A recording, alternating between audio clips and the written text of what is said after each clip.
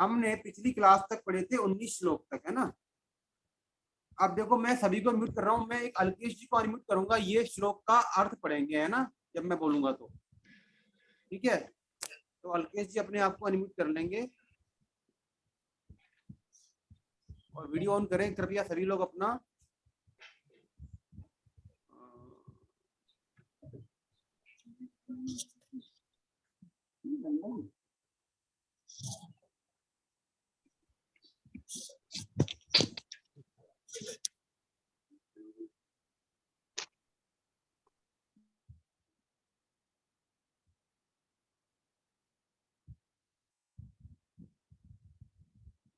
अल्केश जी आप अपने आप को कर सकते हैं अनम्यूट।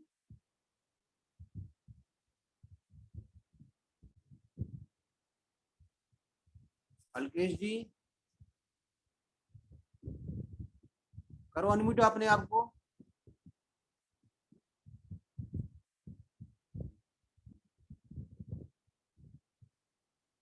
अल्केश जी नहीं कर पा रहे क्या?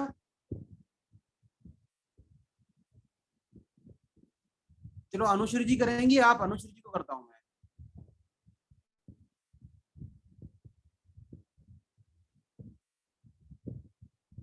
अनुश्री मैडम, चलो अल्केश जी ने कर लिया है, ठीक है, बहुत बढ़िया, हरे कृष्णा। अल्केश जी ने नहीं किया सर, आदेश ने कर लिया। अच्छा आदेश जी ने किया है क्या? चलो आदेश जी बहुत बढ़िया था। बुक आ गई आपको या बुक दोबारा? हाँ जी बुक आ गई है, यस यस। चलिए ठीक है, तो आप श्लोक का अर्थ पढ़ना है ना जब मैं बताऊंगा, ठीक है सर।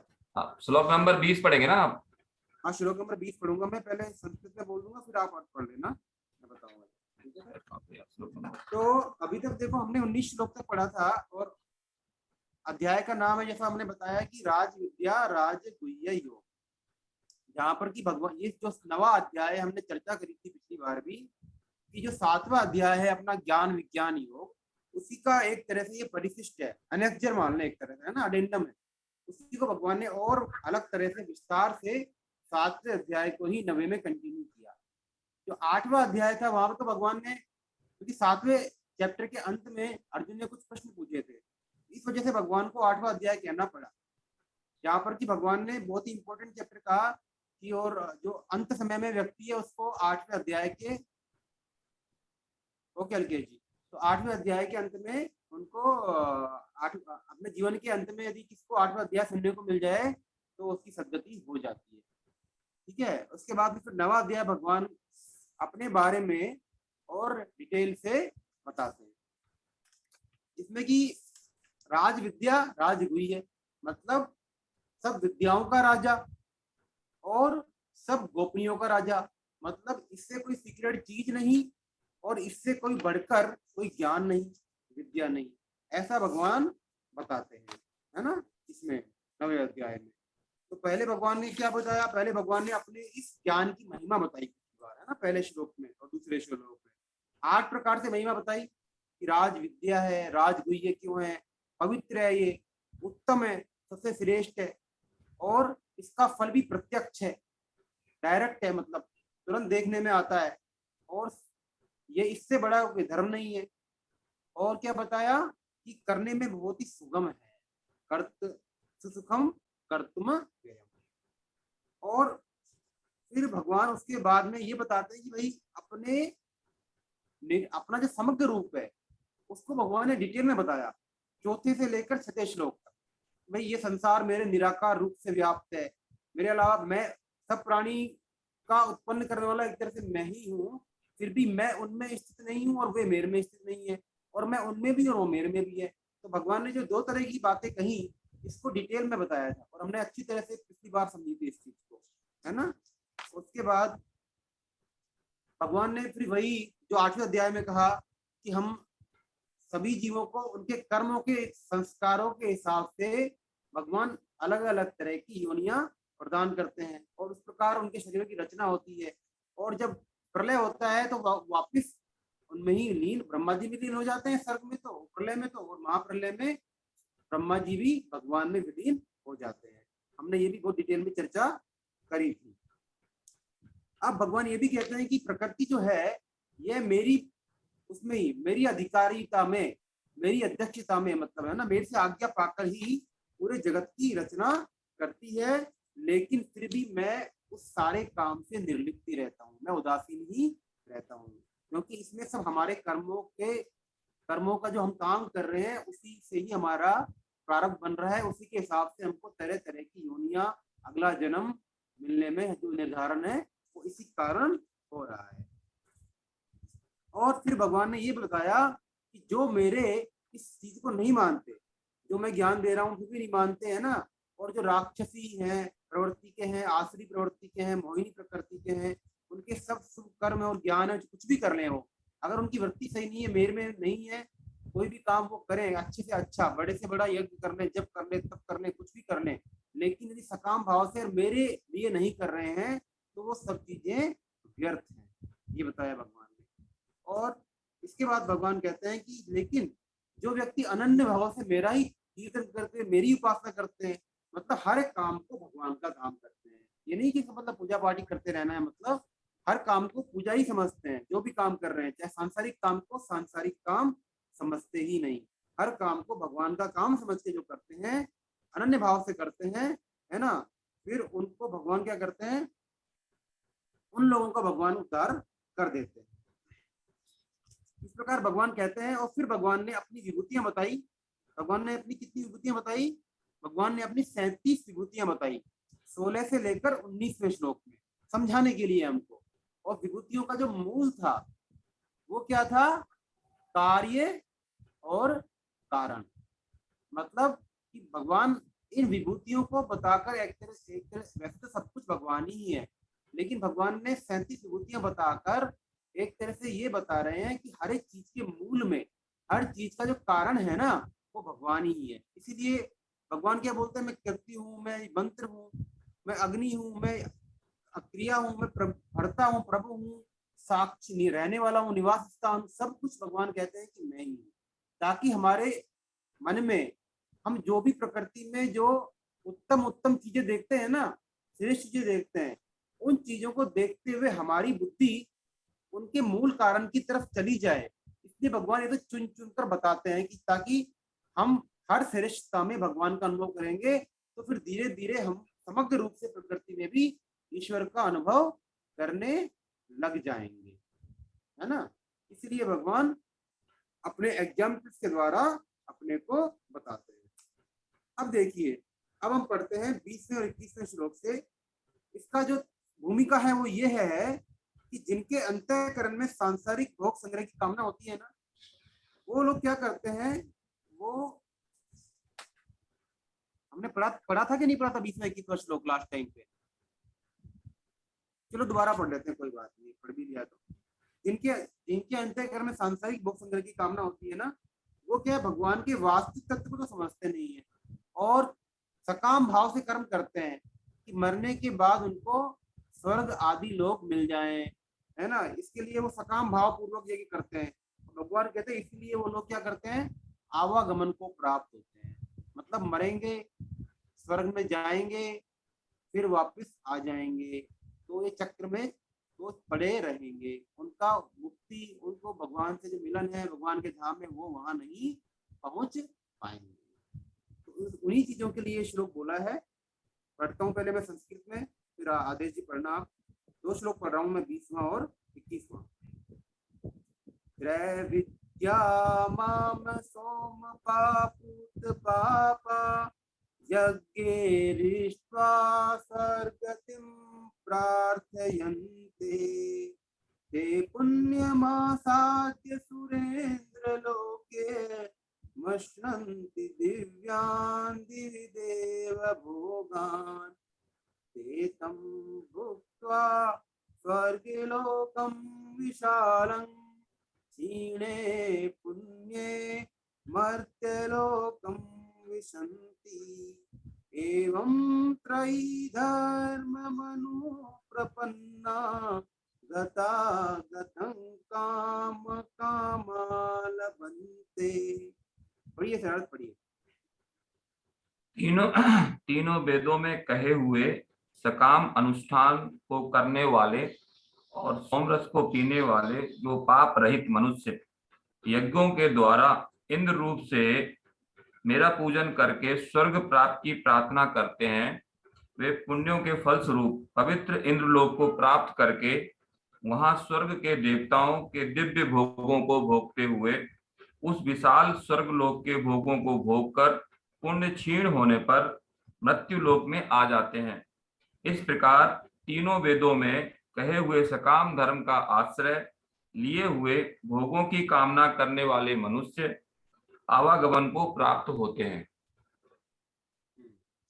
देखिए वही बात, यह सकाम भाव से जो भगवान की पूजा करते हैं, मतलब ऐसे लोग क्या होते हैं कि जो अपने मूल रूप से चार वेद हैं, जैसे चार वेद हैं लेकिन शुरू में तीन थे ना, तो तीनों वेदों में जो कहे हुए, अथर्ववेद बाद में था आया था, तो तीनों वेदों में जो यजुर्वेद, यज्ञवेद, सामवेद और ऋग्वेद, तो इन तीनों वेदों में क्या है, हरे कृष्णा रूबी जी, बहुत बहुत हरे कृष्णा, तो तीनों वेदों में कहे हुए सकाम अनुष्ठानों को करने वाले।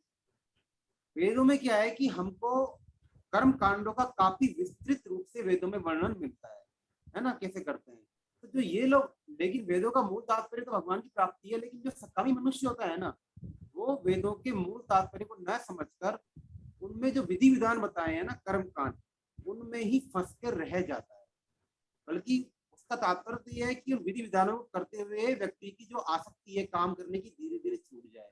लेकिन वो उनमें, क्योंकि उनमें बताया गया है कि इस काम को करने से ये फल मिलेगा, तो वो उनको पढ़कर ऐसा आकृष्ट हो जाता है कि वो है तो बुद्धिमान मनुष्य, देखो वो उनसे बुद्धिमान है। एक तो हम लोग बिना वेदों के ही काम करें, बिना हमारे शास्त्र के हिसाब से अपनी मन मर्जी से काम करें, तो ऐसे व्यक्तियों से तो वो बहुत गुना, कई गुना बुद्धिमान है वो व्यक्ति, जो कि वेदों के हिसाब से, जो वेदों में बताया गया है उस विधि विधान से सकाम अनुष्ठानों को करता है, सकाम को करता है। लेकिन तो वो क्या करेगा, उसका व्यक्ति का पृथ्वी, जो मतलब यहाँ पर जो भोग मिल रहे हैं ना उसको, उसमें उसकी इतनी रुचि नहीं है। उसकी रुचि क्या है कि उनको पढ़कर वो स्वर्ग के भोगों के लिए भी ललचा जाए, ऐसे हुए पढ़ पढ़कर, तो उसके लिए वो उसी हिसाब से काम करेगा। लेकिन स्वर्ग में देखो क्या होता है, और बता देते हैं, बताया ना कि श्रेय विद्या सोम पा पूत पापा। सोम पा क्या होता है कि सोम रस की, सोम रस का मतलब वो नहीं जो हम समझते हैं, है ना, कि हम समझ रहे हैं ना कि सोम रस का मतलब क्या है, सोम रस को पीने वाले, जो प्राय आजकल आम बोलचाल में सोम रस का की बात समझी जाती है। सोम रस एक बहुत ही ऊंची चीज होती है। क्या होता है कि स्वर्ग लोक होता है ना, स्वर्ग लोक में एक सोम नाम की लता होती है, सोम लता बोलते हैं उसको, और उसके जो स्वर्ग लोक में मिलती है, उसके पत्तों के रस को क्या बोलते हैं, सोम रस बोलते हैं।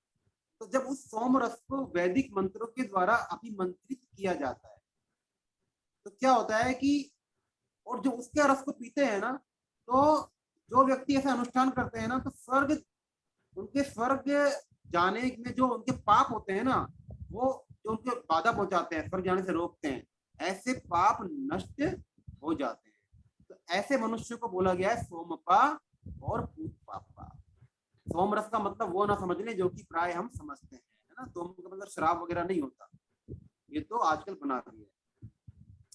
इसके बाद तो कहने का मतलब यही है कि यहाँ पर देखो, स्वर्ग लोक की स्पष्ट रूप से चर्चा की गई है। यहाँ पर बात यह है कि हम इस मनुष्य जन्म के अंदर भी भगवान को प्राप्त कर सकते हैं, करने को तो, लेकिन हमारी चूंकि बुद्धि क्या है, हम कोई भी काम करते हैं, हमारी हर चीज में आसक्ति छुपी हुई है, हम हर एक चीज का फल चाहते हैं, पूजा पाठ कर रहे हैं तो उसका भी फल चाहते हैं।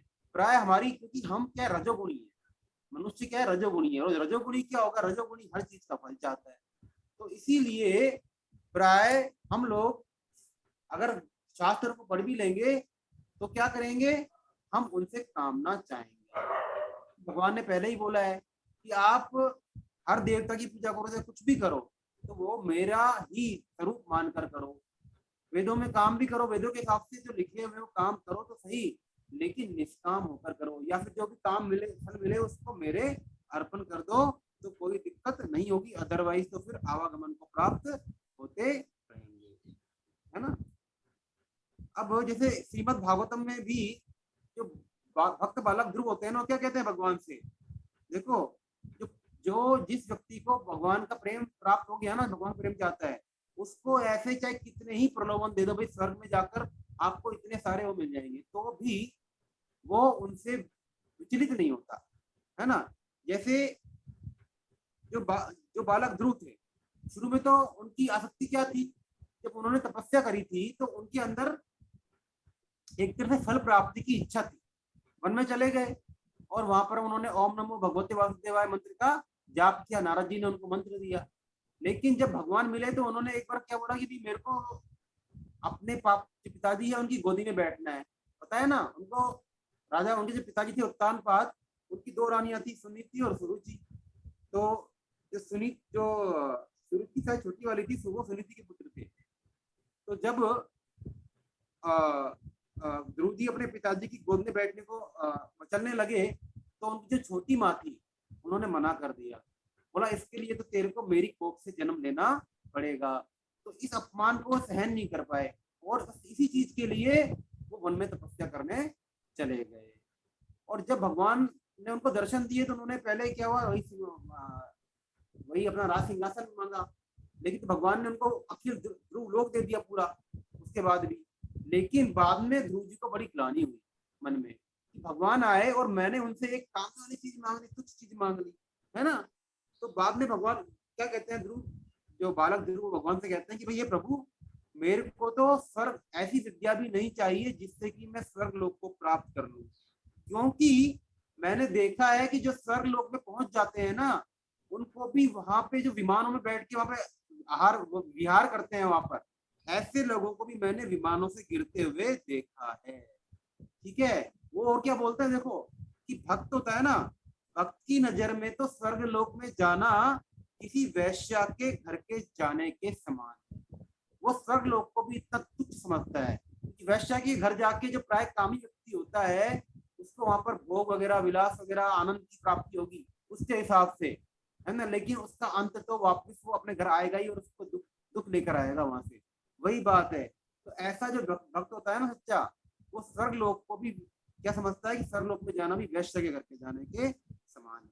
इसलिए देखो, हमारे यदि कोई कभी भी हम प्राय हम लोग क्या करते हैं जाने में, हमारे जो दिवंगत होते हैं ना, हमारे माता पिता या पूर्वज दादा दादी कुछ भी होते हैं, हम प्राय स्वर्ग लोक लगाते हैं उनके आगे, है ना, स्व लगाते हैं, स्व मतलब स्वर्ग, स्वर्ग लोकी, स्वर्गवासी बोलते हैं स्वर्गवासी। तो उनको स्वर्गवासी नहीं बोलना चाहिए। स्वर्गवासी बोलकर एक तरह से हम उनको दोबारा बुला रहे हैं, है ना, हम मान रहे हैं कि वो दोबारा आएंगे। हम उनको बोले वैकुंठवासी बोल दें, गोलोक धामवासी बोल दें, है ना, भगवान लीन बोल दें, कुछ भी बोल दें, लेकिन स्वर्गवासी हमको उनको बोलने से बचना चाहिए। अब हम पढ़ते हैं 22वां श्लोक, जिसमें कि भगवान ने अपनी अनन्य भक्ति की महिमा बताई है ना। पढ़ता हूं मैं संस्कृत में। अनन्याश्चिन्तयन्तो मां ये जना पर्युपासते तेषां नित्याभियुक्तानां योगक्षेमं वहाम्यहम्। जो अनन्य भक्त मेरा चिंतन करते हुए मेरी भली भांति उपासना करते हैं, मुझमें निरंतर लगे हुए उन भक्तों का योगक्षेम, अप्राप्त की प्राप्ति और प्राप्त की रक्षा मैं वहन करता हूँ। पहली बात तो अनन्य भक्ति की बात आई गई। अनन्य भक्ति को हम काफी बार डिस्कस करके मैं सबको समझ में आ जानी चाहिए। अनन्य का मतलब एक के अलावा बाकी सबका अंत, एक के अलावा। ऐसे कैसे होगा भाई? इसका मतलब क्या हम अपने बच्चे से प्यार ना करें, अपनी स्त्री से प्यार ना करें, माँ बाप की इज्जत ना करें, सब कुछ ना करें? कहने का मतलब ये है कि या हमारे कोई आस पड़ोस आ जाए, हमारा संबंधी आ जाए, उसको भगा दें, भाई हमको तो भगवान की भक्ति करनी है, हमने 9.22 श्लोक पढ़ लिया, ये है कि अनन्य भक्ति का मतलब? ये नहीं है।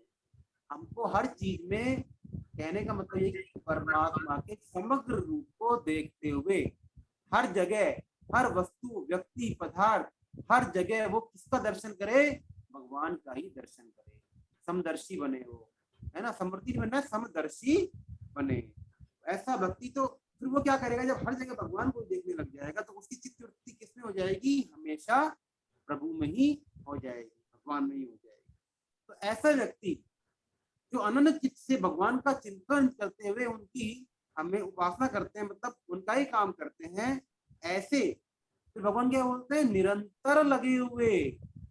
निरंतर गौर करना इस बात पर, जो कि हम भूल जाते हैं। निरंतर नित्याभियुक्ता नाम, तो जो निरंतर लगे हुए, शाश्वत रूप से लगे हुए हैं हमेशा, ये नहीं कि अभी। कहने का मतलब ये है कि हर काम को भगवान का काम समझकर करना है। यही मानना है कि हर काम में भगवान का ही कर रहा हूँ, उनके लिए ही कर रहा हूँ, है ना। जैसे गीता, आप भवन में जाएंगे तो वहां पर पंचामृत आता है। क्या आता है पंचामृत? वो 5 चीजें हैं उसमें। पहला क्या है, हम भगवान के हैं, और फिर क्या है, हम भगवान के ही दरबार में रहते हैं। जो भी कुछ पाते हैं प्रभु का ही प्रसाद पाते हैं, और प्रभु का प्रसाद पाकर प्रभु के ही जनों की सेवा करते हैं। तो ऐसे मतलब जो इसका वो पंचामृत का मतलब क्या है कि सारी की सारी जो हमारी गतिविधियां हैं, हमारी क्रियाएं हैं, वो भगवान का काम बन जाए। तो जब हमारी अनन्य भक्ति में निरंतरता आ जाती है, तो भगवान कहते हैं उन भक्तों का योगक्षेम। योगक्षेम का मतलब अप्राप्त की तो प्राप्ति, अप्राप्त मतलब जो प्राप्त नहीं है, और प्राप्त की रक्षा मैं वहन करता हूँ। अप्राप्त की प्राप्ति का मतलब भगवान की प्राप्ति। वैसे तो भगवान हमको प्राप्त है, लेकिन हम सोचते हैं कि भगवान की हमको प्राप्ति करनी है। तो भगवान उसी भाव से बोल रहे हैं कि उनकी भगवत प्राप्ति, है ना, या हमारे पास में जो भी उसके लिए आवश्यक साधन सामग्री है ना, इस हिसाब से हम भगवान की प्राप्ति करते हैं, वो उसकी रक्षा करते हैं, और हर जगह से रक्षा करते हैं। मतलब वो ऐसा जो भक्त होता है ना, वो सब कुछ भगवान पर ही छोड़ देता है।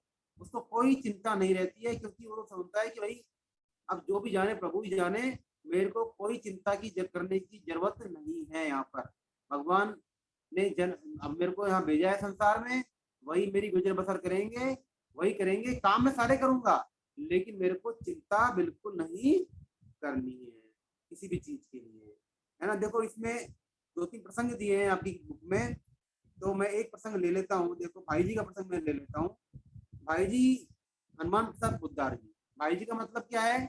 जब भी मैं भाई जी बोलूं तो श्रीमान हनुमान प्रसाद पोद्दार जी, जो कि गीता प्रेस गोरखपुर के संपादक थे, और सेठ जी के साथ, सेठ जी माना जय दयाल जी गोयनका, और स्वामी जी माना स्वामी सदैव स्वामी श्री रामसुख दास जी। तो ये इनके 7 सत्संगी थे, ये 3 मूर्ति थे। तो एक बार क्या हुआ, जो हनुमान प्रसाद जी पोद्दार यानी भाई जी, उनके एक मित्र थे, उनका नाम था कृष्णकांत जी नैनी। तो उस टाइम पर ये अपना आजादी का आंदोलन चल रहा था, है ना, पहले की बात है, इंडिपेंडेंस से पहले की बात है। तो इनके ये भाई जी ने भी भाग लिया था इसमें, है ना, आजादी के आंदोलन। तो इनके एक दोस्त थे जिनका नाम था कृष्णकांत जी नैनी। उनको जेल में बंद कर दिया गया था, नैनी जेल में।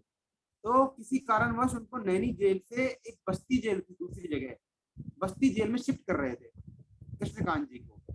तो जब ट्रेन से शिफ्ट कर रहे थे, तो रास्ते में क्या, गोरखपुर स्टेशन आता था, है ना, ट्रेन जाती रास्ते में गोरखपुर स्टेशन आता था, और गीता प्रेस गोरखपुर का मेन ऑफिस कहाँ पर, गोरखपुर में ही है। तो वहां पर भाई जी विराजते थे। उस टाइम पर फोन तो थे नहीं, तो उन्होंने भाई जी को एक तार भेजा, टेलीग्राम भेजा, भाई हम गोरखपुर होकर जाएंगे, और आप गोरखपुर स्टेशन पर मिले, और मेरे को प्रसाद के साथ मिलना, मतलब भोजन के साथ में मिलना। अब देखो, शाम को जो तार मिलता है शाम को 4:30 बजे, और गाड़ी का टाइम था 5 बजे, है ना। और वहां से गीता वाटिका, जहाँ पर गोरख गीता प्रेस का वो है ऑफिस है, गीता वाटिका, वहां से 3 मील की दूरी पर, 1 मील का मतलब कम से कम 2-2.5 किलोमीटर होते हैं मेरे हिसाब से। तो मान लो आप करीबन 8 किलोमीटर की दूरी होगी, 8-9 किलोमीटर की। और उस टाइम पर कोई कार वार तो होती नहीं थी, है ना, कोई इतनी चलती नहीं थी, टांगे वगैरह ही चलते थे, रिक्शे वगैरह चलते थे, पुरानी जमाने की बात है। तो अब 4:30 बजे तो उनको टेलीग्राम मिलता है। अब उस समय कोई खुले और उनके दोस्त, और कि मेरे को भोजन भी लिया हो और मिल भी लो, है ना, सब चीजें साथ में, उनके साथ में और भी आ रहे थे, ऐसे कैसे संभव हो सकता है? हो सकता है क्या? अब भाई जी की हालत खराब हो गई कि मैं क्या करूं, एकदम से उनके अभिन्न दोस्त थे, तो भगवान का स्मरण करने लगे। जब करने लगे तो क्या हुआ, ये सच्ची घटना बता रहा हूँ मैं आपको, है ना, ऐसा नहीं है कि हम पुराने संतों की जैसी ऐसी बात कर रहे हैं जो कि हम हमारी बुद्धि से मानते नहीं है ना, कि अरे ये तो ऐसी सब कपोल कल्पित बातें बताते हैं, सब ध्रुव की, प्रहलाद की, है ना। ये सच्ची बात बता रहा हूँ मैं इसीलिए आपको, ताकि हमको विश्वास हो, कोई भी चीज कपोल कल्पित नहीं है शास्त्रों की। तो जब उनकी गीता वाटिका के गेट पर एक इक्का रुका, मतलब इक्का तांगा वगैरह होता है, उसमें क्या हुआ, अचानक से रुका। उस इक्के में देखिए सब कुछ था, मिठाई, नमकीन, साग, पूरी, सब्जी, सब कुछ उस इक्के में अचानक से। और जब भाई जी ने पूछा भाई ये कैसे आया है, किसके लिए आया है, तो बोला कि जो गीता वाटिका के जो मालिक है ना, मुकुंद बाबू मालिक है, उन्होंने आज ये प्रसाद भेजा है गीता वाटिका। अब बताओ, ये होती है भगवान की कृपा। तुरंत भाई जी की आंखों से झरझर झरझर वहां पर अश्रुपात होने लगा है। और वहां पर पहुंचाया आराम से, प्रसाद के साथ में पहुंचे वहां पर, हुआ गले मिले, और करीबन 20 व्यक्तियों को वहां पर उन्होंने छक के भोजन कराया है। जो उनके साथ में करीबन 20 लोग और थे टोटल, है ना, और सभी ने बड़े प्रेम से प्रसाद पाया। लेकिन भाई जी ने जो अपनी ये घटना है ना, इसको बाद में बताया किसी कीर्तन में, लेकिन बहुत ही ऐसा नहीं बताते थे, बहुत ही संकोचवश कोई बात पड़ी होगी, बताने की जरूरत महसूस हुई होगी, तब उन्होंने इस बात को उजागर किया, नहीं तो बताते नहीं थे। भाई देखो, भाई जी है ना, बहुत ही विलक्षण संत थे। उनके जीवन में ऐसी ये एक घटनाएं नहीं है, पता नहीं कितनी ही सैकड़ों घटनाएं उनके जीवन में प्रत्यक्ष रूप से ऐसी घटी है। कितनी बार तो उनको भगवान के दर्शन हुए, कितनी बार, है ना, और कितनी बार ही उनको भगवान की इस तरह की जो घटनाएं है ना, कितनी बार। एक बार वो आज ही में पढ़ रहा था एक ग्रुप में, बम्बई गए थे प्रवास के दौरान, है ना। तो उस टाइम पर क्या था, बम्बई में पुराने जमाने में शाम को करीबन 8 बजे तक भोजन कर लेते थे, और उनका रूटीन था 8 बजे के बाद में वो भगवान का स्मरण, वो माला वगैरह करते थे, भगवान का नाम जप। तो करते करते बम्बई में जो चौपाटी है वहां पर बेंचें होती है काफी, रात के समय में कुछ एक दो जगह ऐसी होती है जब अंधेरा रहता है, तो वहां पर वो चौपाटी पर बेंच पे बैठ के एकांत में भगवान के नाम का स्मरण करते रहते थे। मुंबई गए थे, प्रवास किया था उन्होंने 15 दिन के लिए, तब की बात है, जाते रहते थे। अब जो एक दिन वो माला कर रहे थे भगवान के यहाँ पर बैठकर, तो क्या हुआ, सामने उन्होंने देखा कि एक सज्जन खड़े थे सफेद कपड़ों के अंदर, बड़े लंबे चौड़े थे सज्जन। वो कई देर से खड़े थे वहां पर, खड़े हो गए मतलब, और भाई जी उसको अपने नाम जपने मगन थे। तो उन्होंने देखा लेकिन कुछ बोला नहीं। लेकिन जब कई देर हो गई, आधा एक घंटा हो गया, तो उन्होंने सोचा कि यार मैं कैसा बेवकूफ इंसान हूँ, सामने इतने बड़े आदमी खड़े हुए हैं, उनकी वेशभूषा से वो क्या लगते थे, पारसी लगते थे, और मैंने इनको बैठने के लिए भी नहीं बोला, यही खड़े हुए हैं। तो उन्होंने बोला भाई साहेब, साहेब आप जरा स्थान ग्रहण कीजिए, बैठ जाइए, बहुत देर से आप खड़े हुए हैं, थक गए होंगे। साहेब बोलते हैं पारसी भाषा में, जो बड़े व्यक्ति को होते हैं ना साहेब बोलते हैं, और वो सफेद कपड़ों में थे। अब जब उन्होंने ऐसा उनको बोला, तो वो क्या बोलते हैं जो सामने महाशय खड़े थे, भाई ऐसा है देखो, मैं है ना कोई साहेब वगैरह नहीं हूँ, मैं प्रेत हूँ। कौन हूँ मैं, प्रेत हूँ, प्रेत। और यहाँ पर आप, अब जैसे ही उन्होंने प्रेत बोला तो भाई जी को पसीना आ गया, एकदम से डरने लगे, थोड़े से स्वाभाविक है। तो उन्होंने बोला कि आप डरो मत, मेरे को देखकर आप डरो मत, घबराओ मत, आप एक, क्योंकि आप भगवान का नाम जब करते माला कर, इसलिए मैं आपके पास में यहाँ पर आया हूँ। और फिर उन्होंने, मैं मैं मुंबई का ही रहने वाला था, और अभी 6 महीने पहले मेरी मृत्यु हो गई थी, लेकिन मेरी मुक्ति नहीं हुई है, और मैं प्रेत लोक में अभी पड़ा हुआ हूँ, ठीक है। फिर जब उन्होंने ऐसा, और मुक्ति नहीं हुई, तो आप एक काम करो, गया में जाकर मेरा पिंडदान कर दो, ताकि मैं, मेरी मुक्ति हो जाए। ये सच्ची बात है, सच्ची घटना है। मैं कहता हूँ भाई जी के जीवन में बहुत सारी घटनाएं भरा पड़ा है। अब जब ऐसा हुआ, तो भाई जी बोले भाई आप तो पारसी हो, और पारसी लोग तो मानते नहीं है इसको, पिंडदान वगैरह को। तो बोलते हैं भाई, वो जो प्रेत महाशय थे, भैया ऐसा है देखो, ये तो जो जाति जाति तो हमने मान रखी है जो, लेकिन भगवान के यहाँ तो कुछ होती नहीं है ये सब चीजें, ठीक है। और तो जो भगवान के यहाँ तो जो उद्धार के नियम है वो भी सबके लिए बराबर है, वहां तो जीव है सबके लिए, ठीक है। तो और जो आपके सनातन धर्म में लिखा हुआ है ना, वही ही मेन रूप से जीवों के उद्धार का तरीका है।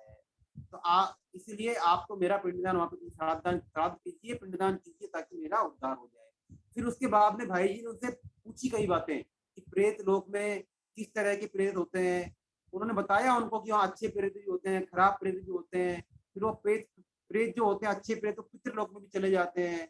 फिर और उनको, जो हमारा ये है ना सिस्टम, हर एक पितृ को अपने को, जो भी हम अपना करते हैं ना, श्राद्ध धर्म, श्राद्ध मास में करते हैं, या फिर उनका पिंड, जो भी उनका पिंडदान वगैरह करते हैं, श्राद्ध कर्म करते हैं, वो पहुंचता है वास्तव में, वहां पर पहुंचता है वो। जैसे हम लोग पहले दूरदर्शन था, आकाशवाणी थी, अभी टीवी है, तो वो कोई हम चीज देख रहे हैं टीवी के अंदर, तो क्या वो खुद चल के थोड़ी आ रही है वहां पे, जो भी एक्टर्स वगैरह हो रहे हैं वो दिख रही है ना। इसी प्रकार ये जो भी हम काम कर रहे हैं ना, खाना पीना यहाँ पे दे रहे हैं, वो वास्तव में उन तक पहुंचते हैं, है ना। जैसे हम रिमोट चलाते हैं टीवी का, तो क्या कोई कुछ तो जा रहा है ना, वाइब्रेशन जा रहे हैं ना। पहले तो बटन, पहले कभी आश्चर्य होता था ना इस चीज की, रिमोट से भी टीवी चल जाएगा, ये रिमोट से भी चीज चल जाएगी, तो ऐसा सब कुछ होता है ना। इस चीज में अजूबा करने की कोई जरूरत नहीं है। फिर उन्होंने उसका पिंडदान किया, पिंडदान किया तो दोबारा जब चौपाटी पे, जिस दिन उन्होंने किसी ब्राह्मण को भेजकर वहां पर करवाया भाई जी ने, और जब जैसे ही जिस दिन उनका पिंडदान हुआ, दोबारा चौपाटी में वो प्रेत दोबारा मिले उनको और बोले कि आपका बहुत बहुत धन्यवाद, आप आज मेरा श्राद्ध कर्म हो गया है, पिंडदान हो गया है, तो अब मेरे को उच्च लोकों में भेजा जा रहा है। ये बात, तो ये सब चीजें सही है। तो कहने का मतलब खैर ये भाई जी का प्रसंग तो मैंने ले लिया। जो हम तांगी वाली बात कह रहे थे कि जो ऐसे भक्त होते हैं ना, अनन्य चित्त वाले जो भक्त होते हैं, उनका वास्तव में बता रहा हूँ मैं, उनकी हर चीज का ध्यान प्रभु के अलावा कोई नहीं सकता। हर चीज का ध्यान भगवान रखते हैं, कोई भी हर जगह भगवान उनको संभालते हैं। आप गजेंद्र का एग्जाम्पल ले लो, गजेंद्र हाथी का पता है ना, सब लोगों ने सुना होगा गजेंद्र मोक्ष की कथा। जब गजेंद्र मोक्ष पूरे जन्म में राजा थे बहुत, लेकिन कोई उन्होंने कुछ किसी का अपमान कर दिया था साधु संत वगैरह का, तो उनको गजेंद्र के रूप में जन्म लेना पड़ा, हाथी की योनि में आना पड़ा। और जब ग्रहा ने जब वो एक बार नहा, और गजेंद्र में भी उनका जीवन, वो बहुत राजा थे, वो हाथी जो थे ऐसे ऐसे नहीं थे, बहुत उनके पास धन संपत्ति ऐश्वर्य सब कुछ था उस योनि में भी। कितनी तो हथिनी उनकी स्त्रियां थी।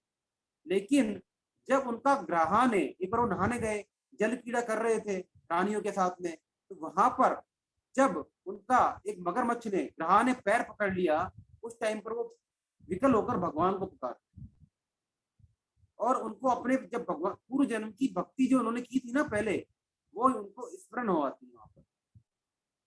और भगवान फिर तुरंत भगवान आते हैं उनकी स्थिति सुनकर, और ग्रह का मुंह फाड़ देते हैं, और उनको भी वैकुंठ धाम ले जाते हैं, दोनों को ही, दोनों की मुक्ति कर देते हैं, गजेंद्र की भी और ग्रह की।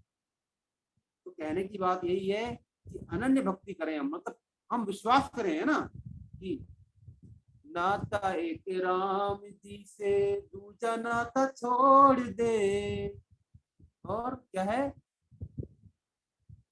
सीताराम सीताराम सीताराम कहिए, जाहि विधि राखे राम, ताहि विधि रहिए, मुख में हो राम नाम, राम सेवा हाथ में, तू अकेला नाही प्यारे, राम तेरे साथ में।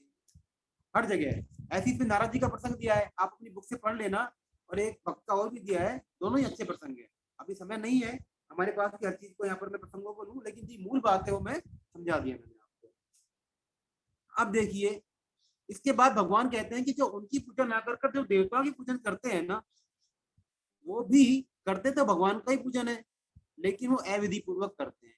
पहले पढ़ते हैं, श्लोक को वाचन करता हूं मैं। ये प्यन्य देवता भक्ता यजन्ते श्रद्धयान्विता, तेऽपि मामेव कौन्तेय यजन्त्यविधि पूर्वकम्। पढ़िए। अनम्यूट हो गए क्या? करता हूं मैं एक मिनट।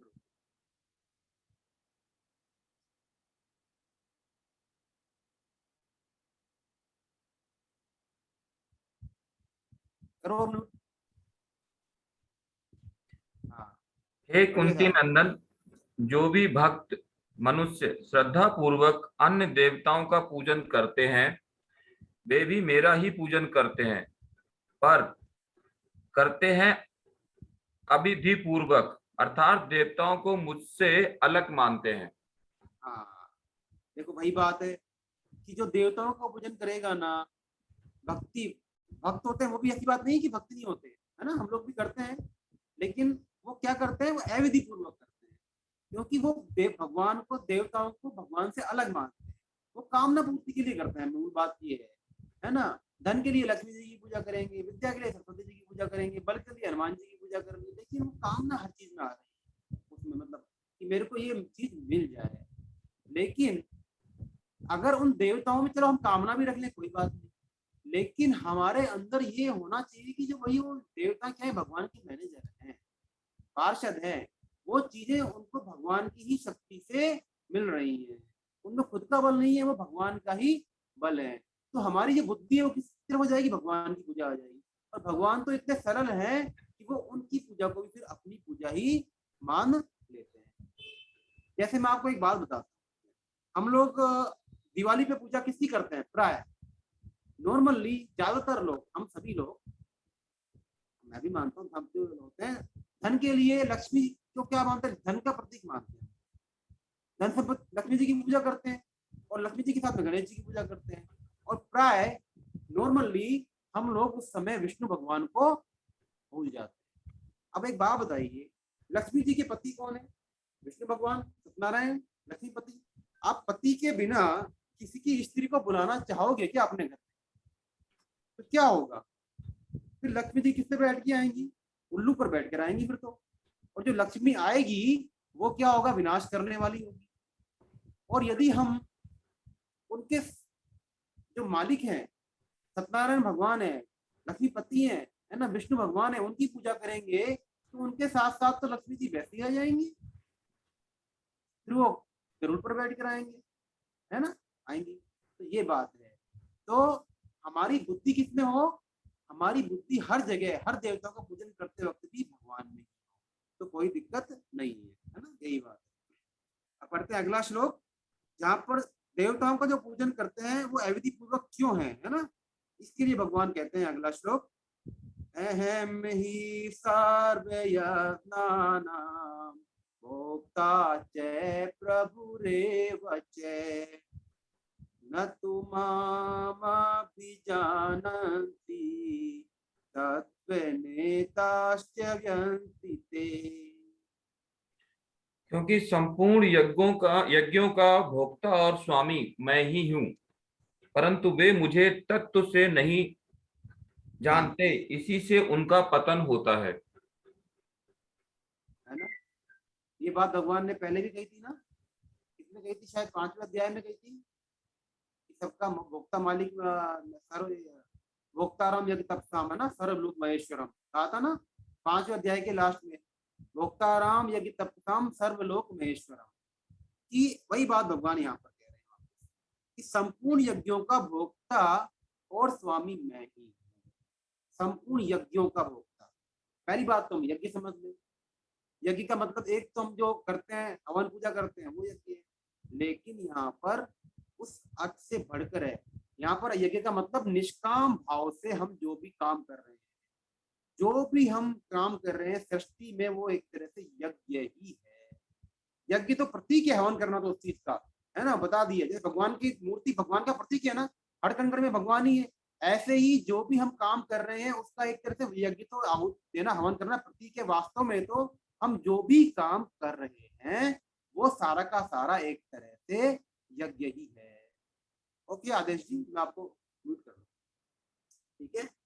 तो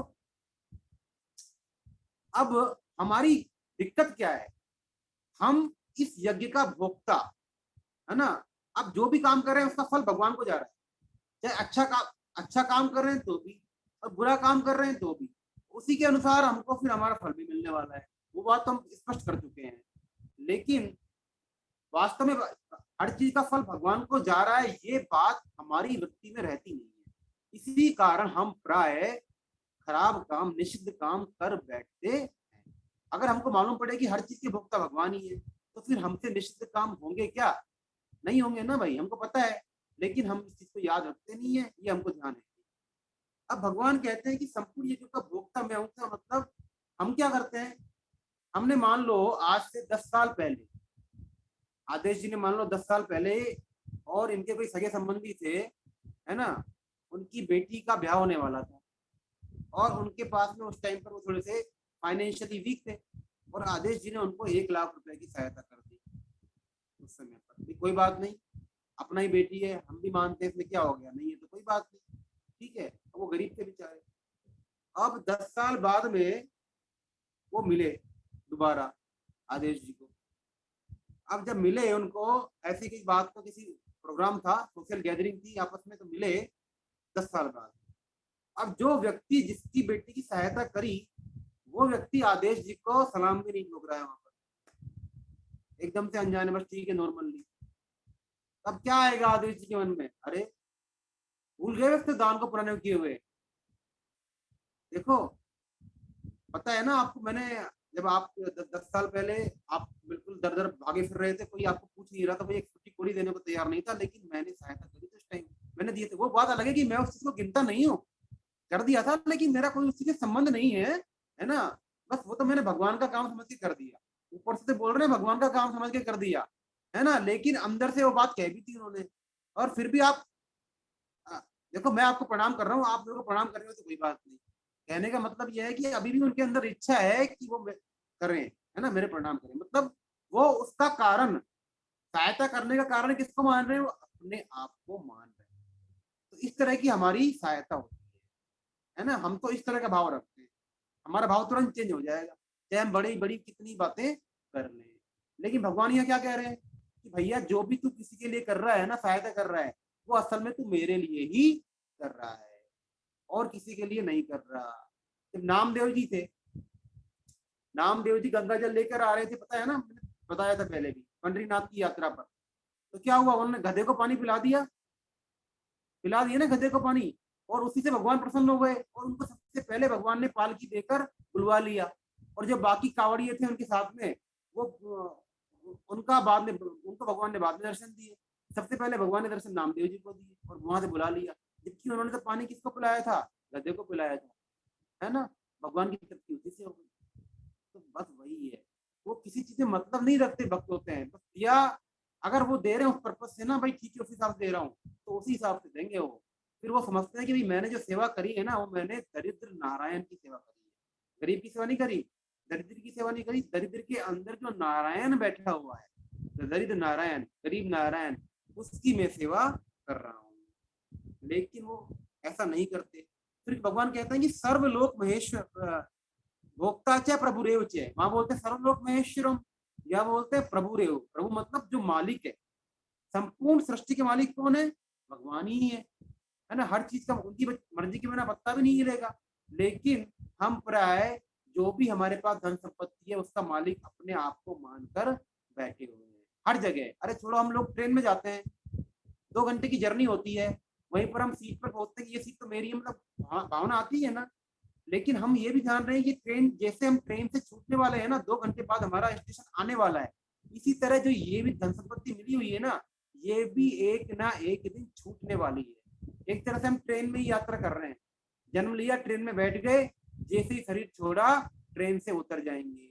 अब वो स्टेशन जो भगवान का धाम होगा, वो हम डिसाइड कर लें, या तो भगवान के धाम वाला स्टेशन हो सकता है, या नरक वाला हो सकता है, स्वर्ग वाला हो सकता है, कामनाओं की प्राप्ति वाला हो सकता है। अब कौन से स्टेशन पर हमको उतरना है, वो हम डिसाइड कर सकते हैं। वो पूरा का पूरा हम ट्रेन में बैठकर किस तरह के जो काम कर रहे हैं, हमारी किस तरह की बुद्धि है, किस तरह की वृत्ति है, वो इस पर निर्भर करेगा, है ना। इसी, तो बस, अगर कबीर जी कहते हैं देखो इसी बात पर, कि हम लोग को याद नहीं रहता कि सब चीजों के भोक्ता और मालिक तो भगवान श्री कृष्ण ही है ना। इसीलिए उनका पतन होता है। कबीर जी क्या बोलते हैं, मैं मेरे की जेवरी गले बंधो संसार, और दास कबीरा क्यों बंधे जाके राम आधार। समझ में आई बात। मैं मेरे की जेवरी, मैं, ये सब मेरा है, मैं हूं, है ना। मैं मेरे की जेवड़ी, जेवड़ी माने रस्सी को बोलते हैं ना, जेवड़ी। पहले जो जूट की रस्सी होती थी ना, उसको जेवड़ी बोलते थे। तो ये मैं मेरे की जेवड़ी से जो गले में पड़ी हुई है ना, इससे ये व्यक्ति संसार में बंधा हुआ है। तो कबीर जी कहते हैं कि भैया तुम इस संसार से क्यों बनते हो, जिसके कि राम ही आधार है ना, और कोई आधार इसका है नहीं। पढ़ते हैं अगला श्लोक। यान्ति देवव्रता देवान् पितरन् यान्ति पितृव्रताः भूतानि यान्ति भूतेज्या यान्ति मद्याजिनोऽपि माम्। मैं पढ़ूं? चलिए ठीक है, मैं पढ़ता हूँ। आदित्य जी के बैकग्राउंड में कोई डिस्टरबेंस है।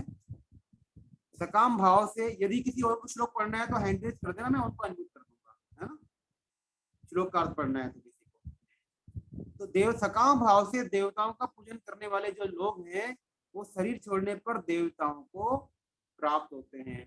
पितरों का पूजन करने वाले पितरों को प्राप्त होते हैं। भूतों का पूजन करने वाले भूत प्रेतों को प्राप्त होते हैं। और जो मेरे को पूछते हैं वो मेरे को ही प्राप्त होते हैं।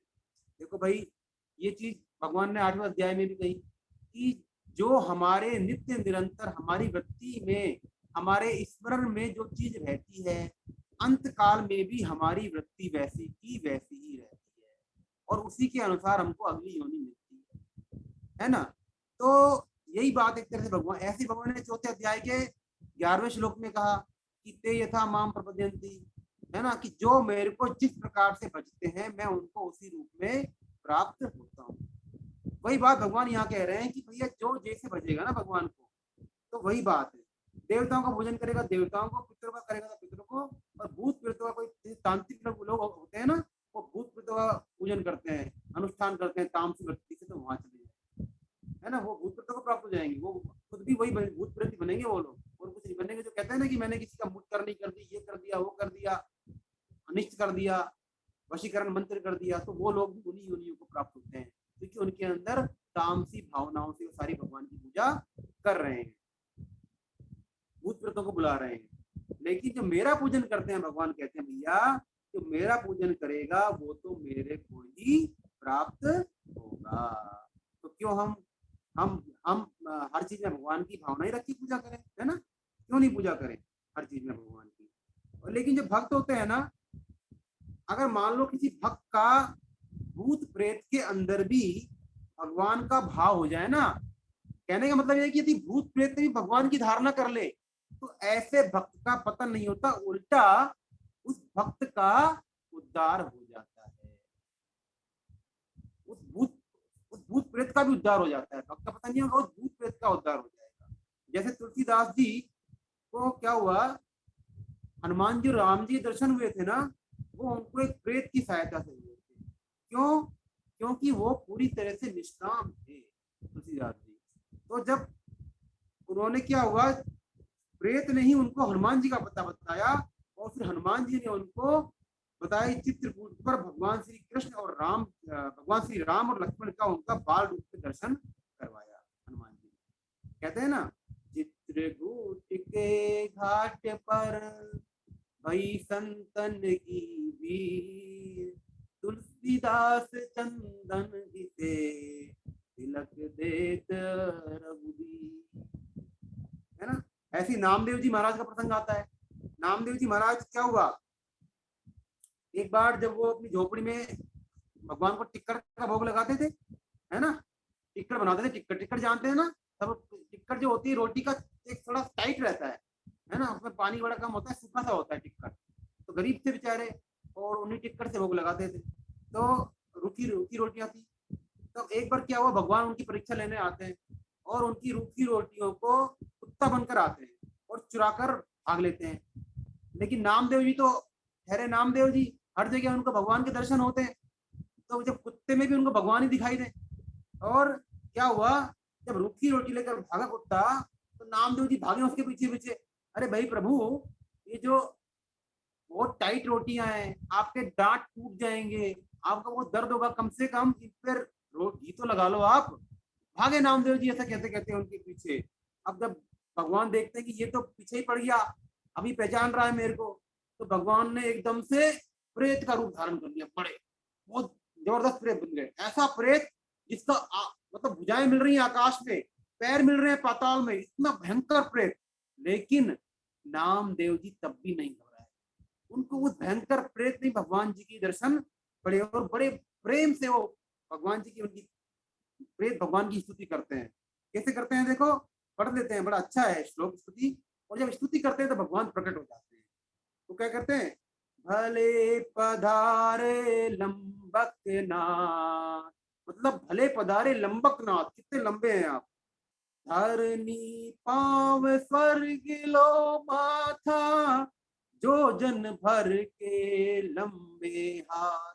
हाथ कितने लंबे हैं, जो जन भर के, और पांव धरती पर, और माथा इतना ऊंचा कि स्वर्ग को टच कर रहा है, वो इतना ऊंचा है ना, इसलिए बोलते हैं। फिर क्या बोलते हैं, शिव सन का दिख पार न पावे, अनगिन साज सजाए साथ। कि आपका तो शिव और सनकादिक मुनि है, यही पार नहीं पाते हैं। तो ऐसे नाम देव के तुम ही स्वामी, दीजे मोको आज सना। कि मेरे नामदेव के तो आप ही स्वामी हो, आप मेरे को आज सनात कर दो, अनाथ से सनात कर दो। तो वो हर जगह भगवान को ही देखते हैं। अब देखिए भगवान का बहुत अच्छा श्लोक आ रहा है, 26वां श्लोक, कि जो भक्त होता है, भगवान कितने सरल हैं देखो, है ना। उनको कोई खास चीज नहीं चाहिए। देवताओं को तो फिर भी विधि विधान के लिए चाहिए, ये चाहिए वो चाहिए, नहीं तो मंत्रोच्चार चाहिए, मंत्र का उल्टा जप करेंगे तो उसका फल उल्टा हो जाएगा। लेकिन भगवान की सरलता देखिए आप। 26वां और 27वां श्लोक दोनों ही बहुत अच्छे श्लोक हैं। 26वें पदार्थों के बारे में है और 27वां क्रियाओं के बारे में है। 26वां पढ़ता हूं पहले। पत्रम पुष्पम फलं तोयम, यो मे भक्त्या प्रयच्छति, तदहं भक्त्युपहर्तम् अश्नामि प्रयतात्मनः। जो भक्त पत्र पुष्प फल जल आदि, मतलब ऐसी वस्तुएं जो कि अपने आप ही मिल जाए, आसानी से मिल जाए। पत्र पुष्प फल भैया आसानी से मिल जाती है ना, ऐसी व्यक्तियों के द्वारा भी प्रेम पूर्वक मेरे अर्पण करता है, उस मुझ में तल्लीन हुए अंतःकरण के भक्त द्वारा। उस भक्त का अंतःकरण किस होगा, मुझ में तल्लीन हो गया। ऐसे भक्त के द्वारा प्रेम पूर्वक दिए हुए उपहार को मैं खा लेता हूँ। खा लेता हूँ, स्वीकार नहीं करता, भोग नहीं करता, खा लेता हूँ सगुण साकार रूप से प्रकट होकर, अर्थात स्वीकार कर लेता हूँ। भक्त भगवान तो क्या देखते हैं, भाव देखते हैं। पता ही है ना, जब भगवान कृष्ण कहाँ गए थे, जब दूत बनकर गए थे पांडवों के, तो दुर्योधन की मेवा त्यागी, सागे विदुर घर खायो, है ना। सबसे ऊंची प्रेम सगाई, दुर्योधन की मेवा त्यागी, सागे विदुर घर पाई, झूठे फल सबरी के खाए, बहुविधि प्रेम लगाई, और प्रेम के बस नृप सेवा कीनी, आप बने हरि नाई, राजसुयज्ञ युधिष्ठिर कीनो, तामे झूठ उठाई, सबसे ऊंची प्रेम सगाई। और क्या किया भगवान ने, प्रेम के बस अर्जुन रथ हांक्यो, प्रेम के बस अर्जुन रथ हांक्यो, अरे भूल गए रे ठकुराई, ऐसी प्रीत बड़ी वृंदावन, ऐसी प्रीत बड़ी वृंदावन, गोपिन नाच नचाई, सबसे ऊंची प्रेम सगाई। क्या बात है, मतलब देखो भगवान को तो सिर्फ प्रेम चाहिए भाई, प्रेम के बाद में फिर उनको कुछ भी नहीं चाहिए, है ना। वो सबरी के झूठे बेर भी खा लेंगे, दुर्योधन की मेवा को छोड़कर, और विदुरानी के यहाँ जाकर केले के छिलके खा लेंगे प्रेम से। उनको ध्यान ही नहीं है कि केला कहाँ है, और छिलकों को ही वो समझ कर खा रहे हैं। भगवान तो भाव, बस हमारा जो मन है अंतःकरण है वो भगवान के अंदर होना चाहिए, बस फिर कोई दिक्कत नहीं है। भगवान हर चीज को स्वीकार कर लेते हैं। इतने सरल हैं भगवान। और जो अगला श्लोक है 27वां, ये तो बताया पदार्थों के हिसाब से, और अगला श्लोक और भी विलक्षण है कि अगर पदार्थों का भी दान ना हो भैया, तो जो भी हम काम कर रहे हैं ना, जो भी डेली रोजमर्रा के, वो भी यदि भगवान के अर्पण कर दें तो भी फिर बेड़ा पार है। यत् करोषि यदश्नासि यज्जुहोषि ददासि यत् पश्यासि कौन्तेय तत् कुरुष्व मदर्पणम्। हे कुंती पुत्र, तू जो कुछ करता है, जो कुछ भोजन करता है, जो कुछ यज्ञ करता है, और जो कुछ दान देता है, और जो कुछ तप करता है, वह सब मेरे अर्पण कर दे। कहने का मतलब है कि सब काम, भोजन करे तो भी भगवान को मिल जाए, यज्ञ मतलब जो भी का यज्ञ कर रहे हैं, यज्ञ मान ले तो भी भगवान मिल जाए, दान दे तो भी भगवान मिल जाए, और तप कर रहे हैं तो भी भगवान मिल जाए। मतलब जो भी हमारी दृष्टि में काम करने में आ रहा है, हम सब चीज को भगवान के अर्पण कर दे तो फिर भगवान की प्राप्ति हो जाए। हर चीज को भगवान का काम समझ के करते हैं। मतलब वही 10 श्लोक का मूल अर्थ यही है। कहते हैं ना कि देखो क्यों है ऐसा, हर चीज भगवान की है ना, हमने उसको, हमको चीज निश्चित समय के लिए मिली है। अगर वो चीज हमारी होती तो क्या वो हमेशा हमारे साथ नहीं रहती? हम सोचते हैं कि ये रुपया पैसा हमारा है, तो क्या वो हमेशा हमारे साथ में रहता है क्या? रह पाएगा क्या? ये स्त्री मेरी है, पुत्र मेरा है, कोई अभी शरीर ही हमारे साथ नहीं रह पाता। हम रुपये पैसे की बात तो छोड़ दें, जड़ चीजों की बात छोड़ दें, शरीर ही नहीं रह पाता, हमारी मन बुद्धि ही हमारे साथ नहीं रह पाती, तो फिर क्या है हमारा? कहने का मतलब यह है कि हर चीज को हम साधन सामग्री माने, भगवान की प्राप्ति कराने वाला माने, तो फिर कोई दिक्कत नहीं है। इस चीज का मिसयूज ना करके यूज करने, सदुपयोग करने, दुरुपयोग ना करें, तो कोई दिक्कत नहीं है। इसीलिए कहते हैं ना कि भगवान को भोग लगाएं तो क्या भजन बोलते हैं, कैसे बोलते हैं? कहते हैं ना, जब भी भगवान को अगर कोई नहीं बोलते तो ऐसा बोलना चाहिए, हम भगवान जो भी प्रसाद बनाते हैं उसमें तुलसी पत्ती डालें और भगवान को भोग लगाएं। तो क्या बोलना चाहिए? हम बोलते भी है कुछ लोग, तू नहीं निवेदित भोजन करही, प्रभु प्रसाद पट भूषण धरही, कर नित करही राम पद पूजा, राम भरोस हृदय नहीं दूजा, राम भरोस हृदय नहीं दूजा, कर तर्पण होम करही विधि नाना, विप्र जेवाई देही बहुदाना। और फिर तुलसीदास जी क्या बोलते हैं मानस में? सब करी मांगई एक फलू, राम चरण रति हो, दिन के मन मंदिर बसऊं, ये रघुनंदन दो। कि सबके सब कामों का एक ही फल है, एक ही फल में क्या मांगू कि मेरी तो राम के चरणों में रति हो जाए, प्रीति हो जाए, है ना, उनके मन मंदिर में भगवान श्री राम है, रघुनंदन है, वो बसते हैं, है ना, ये वाली बात। अब भाई इससे कोई उल्टा अर्थ ना लगा ले कि भाई जो तामसी काम कर रहे हैं ना, तो जो से मान लो कोई लोग खराब काम कर, निश्चित काम कर रहे हैं, तो क्या उनको भी हम भगवान के अर्पण कर दें? तो देखो इसमें स्पष्ट है, स्वामी जी ने बहुत स्पष्ट किया है कि हमको जो विहित काम है वही भगवान के अर्पण करने हैं, निषिद्ध काम, भगवान के निहित काम जो शास्त्र के प्रतिकूल है वो अर्पण नहीं करने। देखो अर्पण तो भगवान के हो ही जाएंगे वो भी, लेकिन फिर क्या होगा? ऐसे काम करेंगे तो भगवान, अच्छे काम करेंगे तो भगवान हमको स्वर्ग की तरह रूप में, या भगवान खुद आएंगे हमको लेने, और खराब काम करेंगे तो भगवान हमको नरक के रूप में प्राप्त हो जाएंगे, है ना। और अगर नरक के बारे में किसी को और डिटेल में जानना है तो भैया पढ़ लेना, भागवतम में अच्छी तरह से बताया गया है, वहां पर कितने तरह के नर्क हैं पता पड़ जाएगा। अब हम पढ़ते हैं 28वां श्लोक। इसमें भगवान कहते हैं कि जो भगवान को समर्पण करता है ना इस तरह से, उसका फल क्या होता है ना, वो भगवान खुद ही बता रहे हैं 28वें श्लोक में। शुभाशुभ फलैरेवं मोक्षसे कर्म बंधनै, संन्यास योग युक्तात्मा विमुक्तो मामुपैष्यति।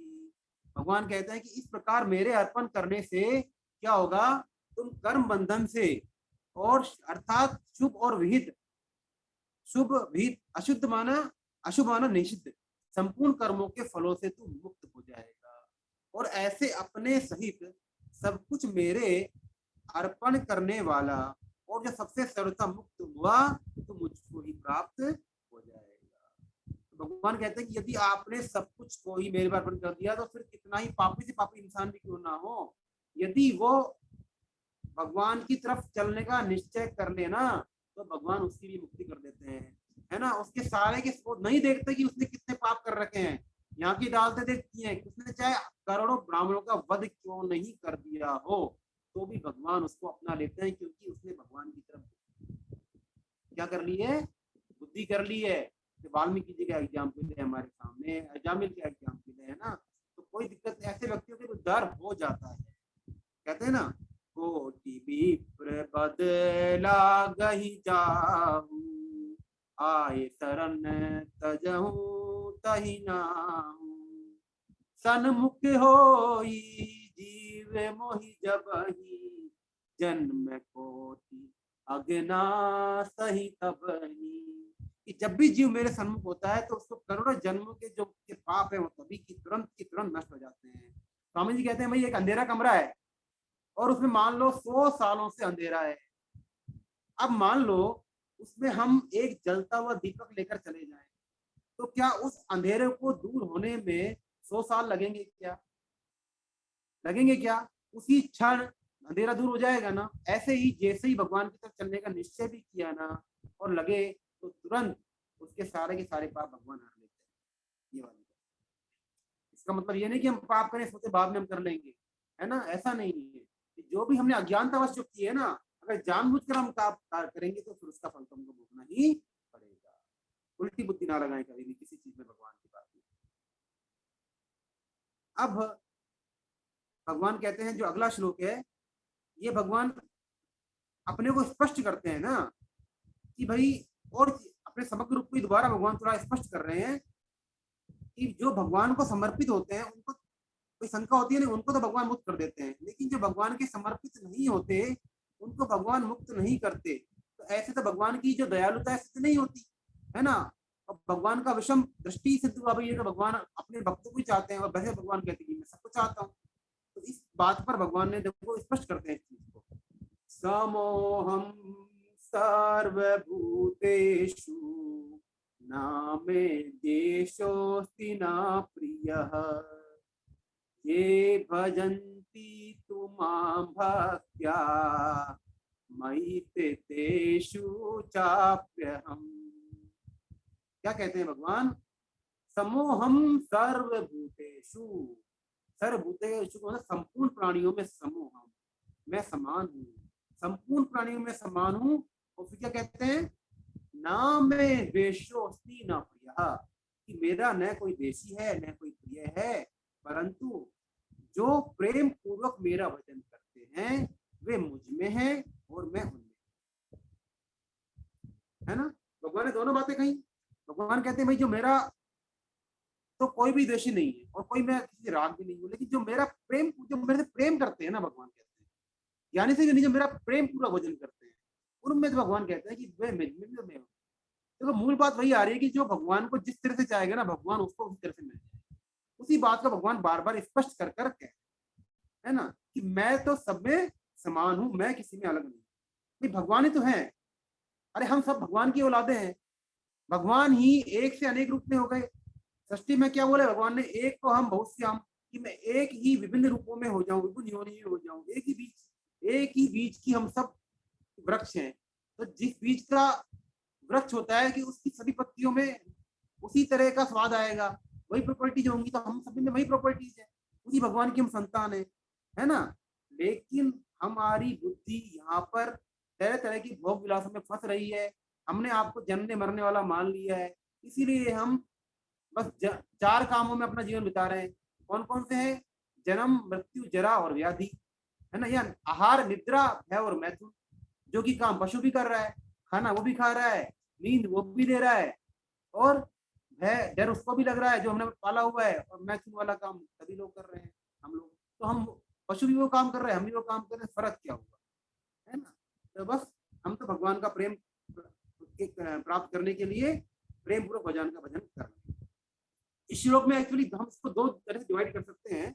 जो पहला चरण है ना, कि मैं संपूर्ण प्राणियों में समान हूँ, मेरा कोई द्वेषी नहीं है, मेरा कोई प्रिय नहीं है, तो वो तो है जो कि भजन नहीं करते उनके लिए बोला है। और जो अंतिम चरण है, जो भगवान का भजन करते हैं ना, जो प्रेम पूर्वक मेरा भजन करते हैं, उनके लिए वो श्लोक बोला है कि मैं मुझ में भी है और मैं उनमें भी, क्योंकि भगवान तो सब में ही है एक्चुअली, लेकिन वो भगवान को अपने अंदर अनुभव कर लेते हैं, और जो भगवान का भजन नहीं करते वो अनुभव नहीं कर पाते। बात इतनी सी है बस, इसीलिए भगवान ये बात कह रहे हैं, है ना। कहते हैं ना तुलसीदास जी को फिर पढ़ते हैं चौपाई, कि जो मान लो कि हमारे दो हाथ हैं, अब एक तो बायां एक दायां है, ज्यादातर लोग दाएं हाथ से काम करते हैं, तो क्या हम बाएं हाथ की सेवा नहीं करते क्या।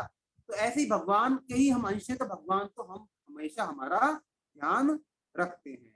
भगवान कहते हैं मम माया संभव संसारा, मम माया संभव संसारा, जीव चराचर विविध प्रकारा, कि मेरी माया से ही संसार संभव हुआ है, और विभिन्न प्रकार के जो जीव हैं वो इसलिए आए हैं। सब मम प्रिय सब मम उपजाए, मेरे को सब प्रिय हैं और सब मेरे द्वारा ही जाए हुए हैं, उत्पन्न किए हुए हैं। फिर सबते अधिक मनुज मोहि भाए अखिल, और सबसे लेकिन सबसे अधिक मेरे को कौन भाता है, मनुष्य भाता है। इसलिए बोलते हैं भगवान, क्योंकि मैंने इसको ये आखिरी जन्म दे दिया और इसको मैंने विवेक भी दे दिया कि ये मेरे को प्राप्त कर ले।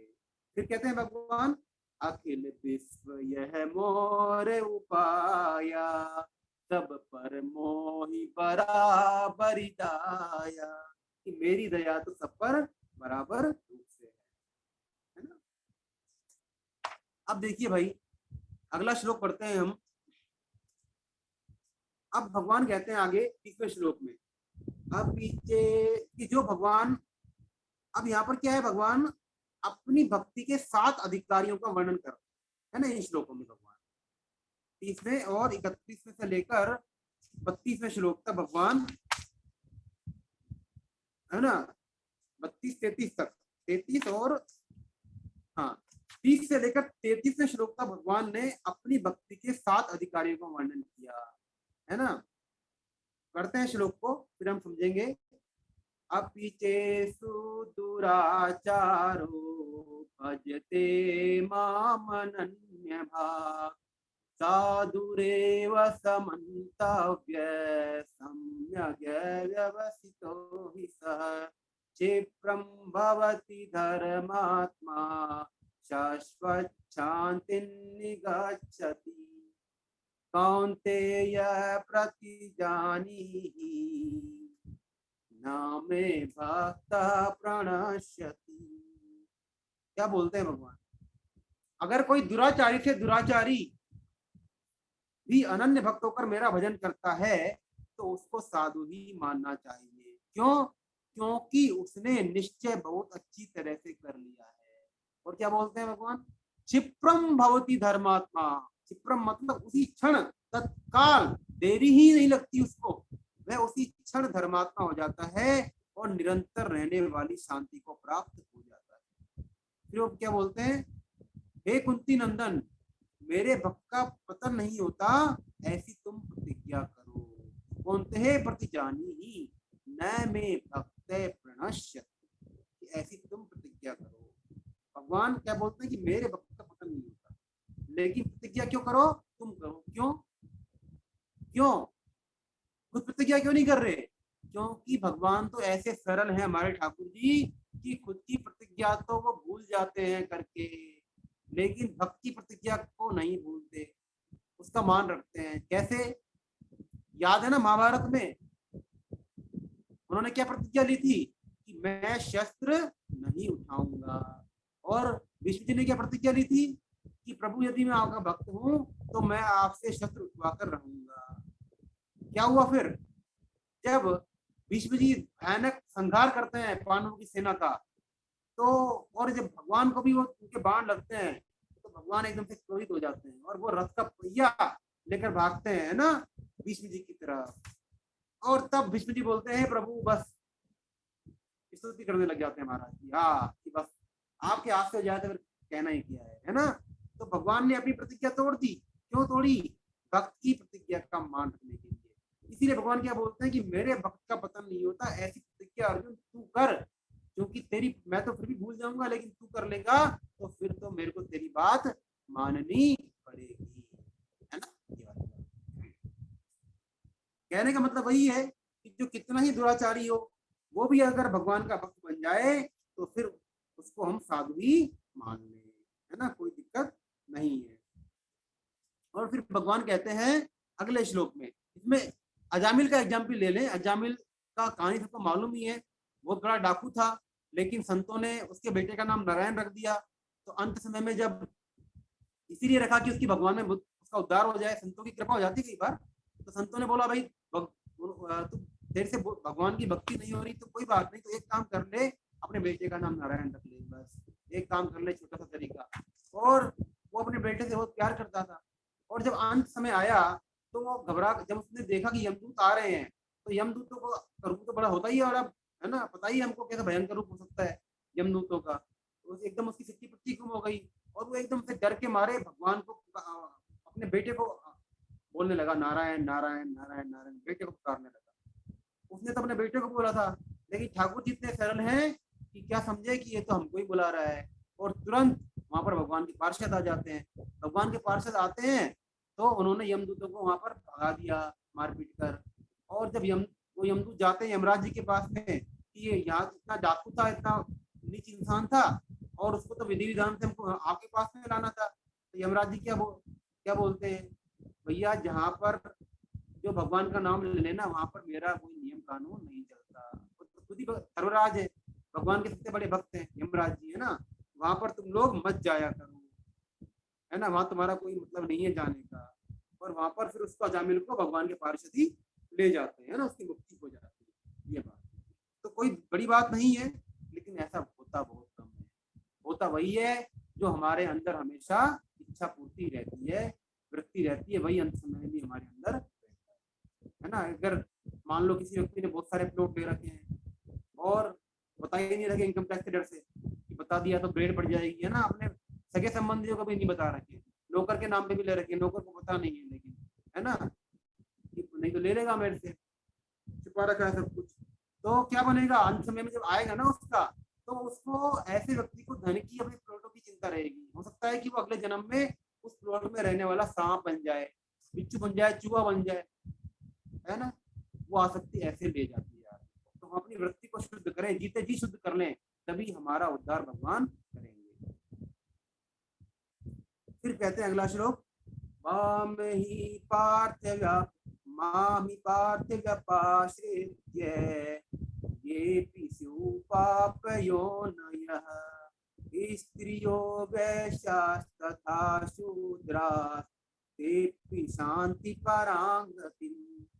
हे प्रतानंदन, जो पाप योनि वाले हो तथा जो स्त्रियां वैश्य और शूद्र हो, वे भी सर्वथा मेरे शरण होकर निस्संदेह परम गति को प्राप्त हो जाते हैं, है ना। पहले भगवान ने क्या बोला कि जो दुराचारी से दुराचारी हो वह भी धर्मात्मा हो जाएगा। फिर भगवान बोलते हैं जो पाप योनि वाले हो, स्त्रियां हो, वैश्य और शूद्र हो।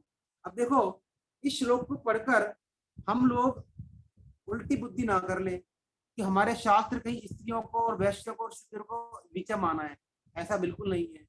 ये तो इसलिए बोला है कि प्राय हम लोग से हमारी वर्ण व्यवस्था क्या है, हम लोग ब्राह्मण क्षत्रिय वैश्य शूद्र, नॉर्मली हमारे दिमाग में क्या बैठा हुआ है कि वो उच्च वर्ण है, ब्राह्मण क्षत्रिय वैश्य और शूद्र है जो नीचे वाले वर्ण है। तो भगवान एक तरह से उनको बढ़ा रहे हैं कि जो यदि आप समझते हो ना कि ये नीचे वाले वर्ण है इनको भगवान की प्राप्ति नहीं होगी, हम समझते हैं, तो ये भी मेरे लिए कोई नीचे वर्ण नहीं है, मेरे लिए कोई छोटा बड़ा नहीं है। ये भी भगवान की प्राप्ति के उतने ही अधिकारी हैं जितने कि आप ब्राह्मण लोग हो या क्षत्रिय लोग हो।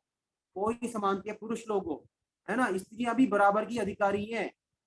तो उल्टे इससे ये लगता है कि हमारे शास्त्रों में स्त्रियों को बढ़ाकर बताया गया है। हम यहाँ पर सीताराम बोलते हैं, राम सीता नहीं बोलते, लक्ष्मी नारायण बोलते हैं, नारायण लक्ष्मी नहीं बोलते, है ना। तो हमारे शास्त्रों पर जो इस तरह से वो करते हैं ना कि यहाँ पर तो कई लोग बोलते हैं यहाँ पर कि स्त्रियां विश्व शूद्र का अलग से नाम लिया, इसका मतलब भगवान इसको नीचा दिखा रहे हैं। ऐसा बिल्कुल भी नहीं है। ये तो हमारी उल्टी बुद्धि को सही करने के लिए भगवान ऐसी चीजें बोलते हैं कि उनको भी उतना ही अधिकार है जितना तुमको है। तो वो भी भगवान कहते हैं वो भी परम गति को प्राप्त हो जाते हैं। और अगला श्लोक है, फिर भगवान कहते हैं 33वें श्लोक में, किम पुनर्ब्राह्मणा पुण्या भक्ता राजर्षयस्तथा अनित्यं सुखं लोकम् इमं प्राप्य भजस्व माम्। यदि यदि ये लोग भी भगवान को प्राप्त हो जाएं तो तुम क्यों नहीं हो सकते? जो पवित्र आचरण करने वाले ब्राह्मण और ऋषि स्वरूप क्षत्रिय भगवान के भक्त हों, वे यदि परम गति को प्राप्त हो जाएं तो इसमें तो कहना ही क्या है। इसलिए इस अनित्य और सुख रहित शरीर को प्राप्त करके तू मेरा भजन कर। जब ये सब लोग प्राप्त हो गए तो भैया आप ऊंचे वर्ण वाले क्यों नहीं प्राप्त हो जाओगे? कोई संशय ही नहीं होना चाहिए, तो है ना। तो भगवान ने 7 अधिकारी बताए, कौन कौन से बताए, रिवाइज कर लेते हैं। एक तो दुराचारी से दुराचारी पहला, दूसरा पाप योनि वाले, पाप योनि का मतलब जैसे राक्षस हैं, देव है ना, असुर हैं, वृक्ष हैं, कोई भी हो, पशु पक्षी हो, कोई भी भगवान को प्राप्त कर सकता है। फिर स्त्रियां, वैश्य, शूद्र 5 हो गए, फिर ब्राह्मण 6 और क्षत्रिय 7। कहने का मतलब है कि चारों तो वर्ण हो गए, स्त्री हो गई 5, वैश्य और पाप योनि और दुराचारी 7 हो गए। भगवान कहना ये चाह रहे हैं भैया कोई भी हो, पशु पक्षी ही क्यों ना हो, भगवान की उनकी प्राप्ति करने का अधिकार सबको है। ऐसा नहीं है कि जो बोलते हैं ना कि हिंदू शास्त्रों में तो बताया गया है कि इसको फलाना जगह नहीं जाना चाहिए तो वहां नहीं जाना चाहिए। अरे वो भी बताया गया है तो उसके पीछे कोई साइंस ही होगी। अदरवाइज भगवान को प्राप्त करने में कोई मनाही नहीं है, सब तरह से समान है। ये हमारी शास्त्रों की बहुत ही श्रेष्ठता है ना, वो श्रेष्ठता है। तो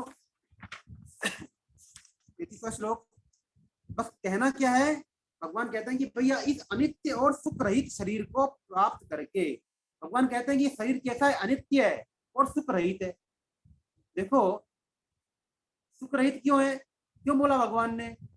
भगवान ने इसलिए बोला हमारी दृष्टि से, हमको अशाश्वतम दुखालय अशाश्वतम बोलते हैं ना कि ये संसार है, दुखों का घर है। शरीर में भी तरह तरह के रोग हो रहे हैं, कुछ हो रहे हैं, सुख तो है ना इसमें। लेकिन यदि हमने इससे भगवान की प्राप्ति की इच्छा कर ली, इसको साधन सामग्री बना ली, तो फिर हम इस शरीर से सुख ना लेकर भगवान की तरफ चलने लग जाएंगे। इसके लिए हमारी ड्यूटी है कि हम शरीर को सुख नहीं दे, मतलब इसको स्वस्थ रखें। स्वस्थ रखेंगे तभी हम भगवान की प्राप्ति कर पाएंगे। क्योंकि भाई देखो है तो शरीर ही, हम मतलब शरीर ही है, लेकिन भगवान जो मतलब प्रेजेंट में तो हम फिजिकल बॉडी है ना, इस शरीर के द्वारा ही भगवान का भजन कर सकते हैं ना।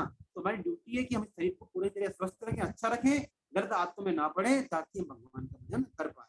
इसका मतलब साधन सामग्री है, इसको लेके तो नहीं जाने वाले। भाई जैसे मान लो किसी व्यक्ति के पैर में कांटा चुभ जाए, अब उस कांटे को निकालता किससे है? वो कांटे से ही निकालेगा, और निकालने के बाद में दोनों कांटों को बाहर फेंक देगा कि जेब में रख के चल जाएगा? बाहर फेंक देगा ना। तो ऐसे ही ये शरीर क्या है, कांटा भी मतलब साधन है, कांटा भी निकालने वाला साधन है। मान लो किसी व्यक्ति को नदी पार करनी है, नदी पार करी तो नाव में बैठा और चला गया और पार कर ली, इसमें कि नाव को सिर पर रख के चला जाएगा आगे, है ना। तो ऐसे ये शरीर है, नाव है, ये ट्रेन है, ये इसको तो यहीं छोड़ के जाना है बस। लेकिन है क्या, साधन है। भाई ट्रेन के बिना तो हम गंतव्य तक नहीं पहुंच पाएंगे ना, तो शरीर के बिना हम गंतव्य तक नहीं पहुंच पा रहे। तो इस शरीर को हम, ट्रेन को सही रखना है, हमारी गाड़ी को सही रखना है, तभी गाड़ी ढंग से चल पाएगी, हमको पहुंचा पाएगी।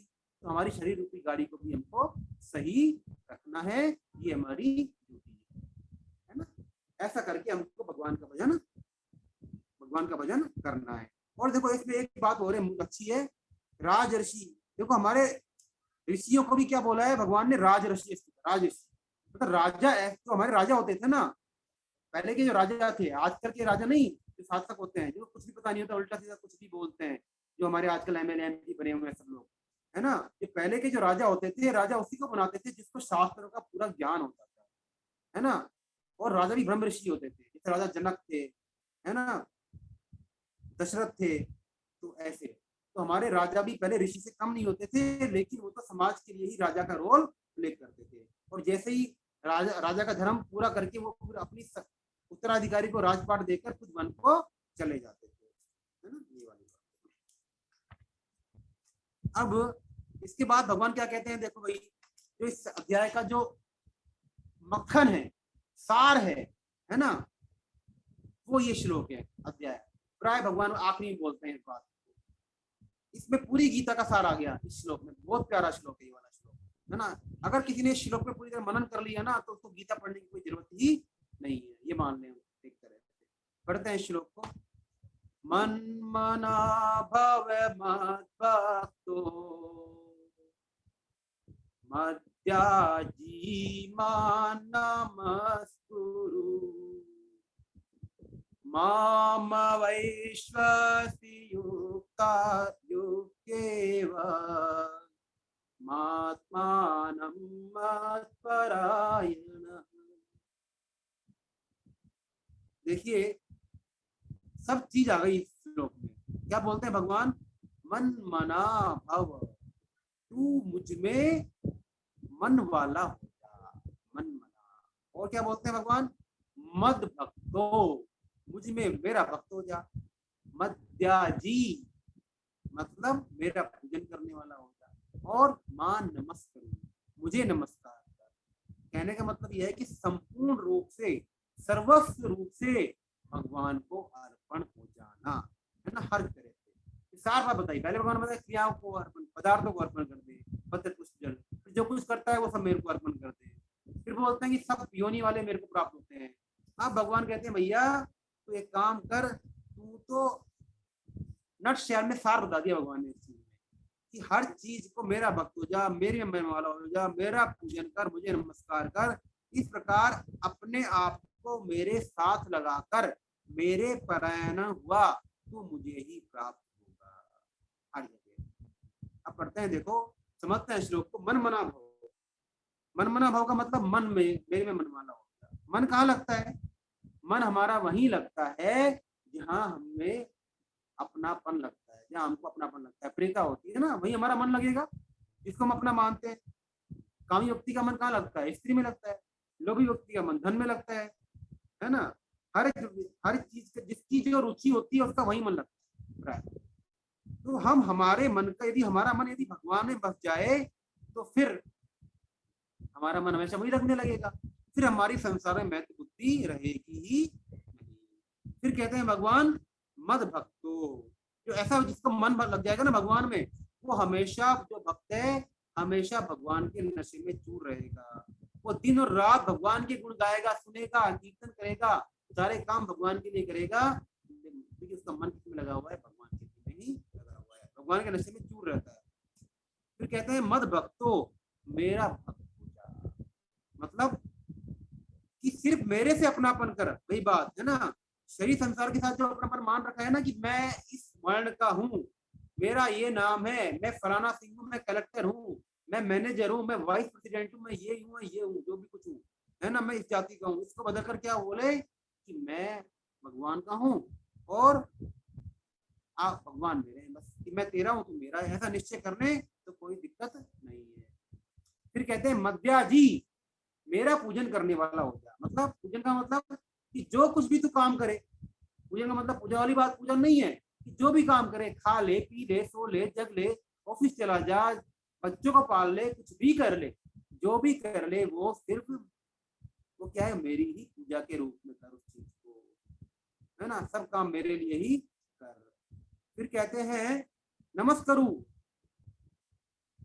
नमस्करू, है ना, नमस्करू का मतलब कि मेरे को नमस्कार कर। इसका मतलब नमस्कार करने का मतलब क्या है कि मैं तेरे लिए जो भी विधान करता हूँ ना, तेरे लिए जो भी निश्चय किया हुआ है, तो उसमें तुमको जो भी परिस्थिति प्राप्त हो रही है, चाहे अनुकूल मिल रही है चाहे प्रतिकूल मिल रही है, जाहि विधि राखे राम, ताहि विधि रहिए, है ना, कि हर परिस्थिति में प्रसन्न रहे, अनुकूल मिले चाहे प्रतिकूल मिले, क्योंकि उसको पता है भक्त को कि भगवान जो भी कर रहे हैं वो मेरे भले के लिए ही कर रहे हैं। हो सकता है पता नहीं मेरे किस जन्म के पाप भुगता रहे हैं, उन पापों को भुगत कर मैं अभी शुद्ध हो रहा हूँ। तो जो भक्त होता है वो भगवान की हर तरह में, हर हर विधान में भगवान की कृपा ही मानता है। और फिर कहते हैं भगवान, माम वेश्यसि युक्ते वे मात्मानम मत्परायण, इस प्रकार अपने आप को मेरे साथ लगाकर जो मेरे परायण होगा तो फिर तू मेरे को ही प्राप्त हो जाएगा। अर्थात भाई देखो, भगवान कहते हैं कि मन मना से तो क्या हुआ, तेरा अंत्यकरण मेरे परायण हो गया, मन लग गया ना, तो अंत्यकरण परायण हो गया। मद भक्त बोला भगवान ने तो स्वयं मेरे अर्पित हो गया, अंत्यकरण हो गया, स्वयं भी हो गया। और मध्याजी से मतलब तेरी जो भी काम करने वाली क्रियाएं थी, जो भी काम कर रहा है वो तेरे अर्पण हो गया। और मान नमस्कुरु से मतलब क्या हुआ कि जो आपका शरीर है ना, शरीर है, क्योंकि भगवान ने शरीर, जो भी सुख दुख आएंगे शरीर को ही आएंगे ना, तो आपने अपने शरीर को भी भगवान के चरणों में अर्पित कर दिया। तो आप मेरे को ही इस तरह से भगवान में संपूर्ण रूप से वो उसने भगवान को अपने आप को समर्पित कर दिया, तो मेरे को ही प्राप्त होगा, है ना। और जब उसके मतलब शरीर, इंद्रिया, मन, बुद्धि सब कुछ भगवान में लग जाएंगे, तो फिर क्या होगा, इसी को बोलते हैं भगवान की शरणागति। स्वामी जी इसका एक आसान उपाय बताते हैं, वो कहते हैं कि कुछ भी मत करो, अपनी अहमता को, मतलब आप बस अंदर से ये मान लो कि मैं भगवान को हूँ। जैसे पतिव्रता स्त्री होती है, स्त्री होती है, कन्या का शादी करने के बाद में जैसे ही उसकी शादी होती है, एक दिन पहले तक तो वो अपने बाबुल की थी, पियर में थी, और जैसी शादी हुई वो कहाँ हो गई, तुरंत चेंज हो गया ना उसका मामला सारा का सारा। तो ऐसे उसके अंदर से मान लिया उसने, क्या मान लिया कि भाई मैं अपने पति की हो गई, और पति के संबंध से उसके सारे के सारे संबंध खुराल के हो गए। तो ऐसी उसकी अहमता परिवर्तित होने में एक क्षण लगा। ऐसे ही यदि हमने अहमता से अंदर से मान लिया ना कि हे नाथ, कि मैं केवल आपका हूँ और केवल आप ही मेरे अपने हैं, आप कुछ कृपा करो, आप कुछ कर दया करो, एक नारायण नारायण नारायण, एक बार जैसे ही मान लिया तो तुरंत तुरंत हमारी मन, हमारी बुद्धि, हमारी इंद्रियां, हमारा शरीर सब इसके पीछे पीछे आ जाएंगे, तुरंत सबके सब भगवान के हो जाएंगे, कोई दिक्कत ही नहीं है ना। ये सार बात बताते हैं स्वामी जी।